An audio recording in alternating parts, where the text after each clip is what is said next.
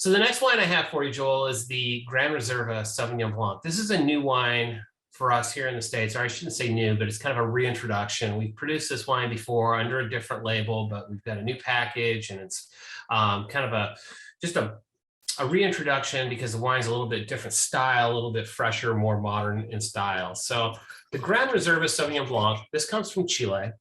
In fact, it comes specifically from a single vineyard in Chile.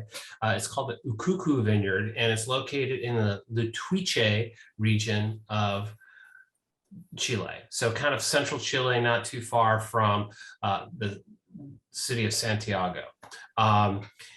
It's an inland vineyard, but only about 25 miles from the coast, and it sits on a river. So you get a lot of this cooling influence that comes in from the river. And that's what's so critical with Sauvignon Blanc.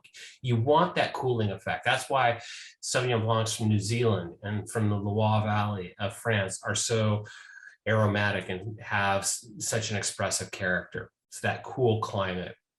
So very fruity, very fruity. So you probably know this, Joel. There's a global shortage of Sauvignon Blanc right now, whether it's coming from New Zealand or whether it's coming from France or even California, for a variety of reasons, many of which have to do with climate change. Sauvignon Blanc is in high demand and short supply. Good news is there's a lot of Sauvignon Blanc planted in Chile. In fact, it's the second most widely planted grape in Chile after Cabernet. It's actually more Sauvignon Blanc planted in Chile than Carmenere, which is their national grape. So, that's a good thing, right? And I think this is just a great example of what Chilean Sauvignon Blanc can be when it's done right. They're using a lot of similar clones to those that are grown in New Zealand. So you get a lot of similar characteristics. So I stick my nose in this glass.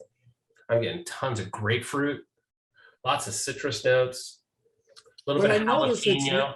It's not as grassy as a New Zealand Sauv Blanc. Well, and it's not as over the top either. Yeah. Sometimes those New Zealand Sauvignon Blancs, the acidity and the intensity, it's a lot.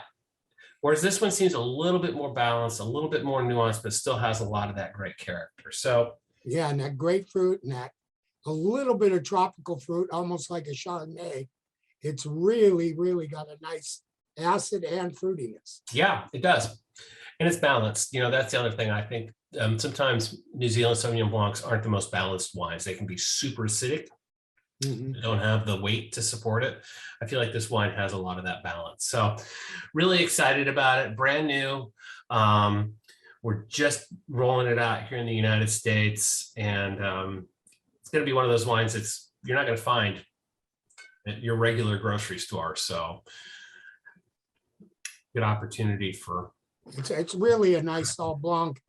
As you probably don't know, but me and Nancy's favorite summer wine is Sauv Blanc. Nothing better on the deck in a nice bucket than a nice bottle of Sauv Blanc. I agree. It's a great bottle of wine. I'm going to be drinking a lot of that this summer, I think. And which people will see on the website, very reasonably priced. Yeah.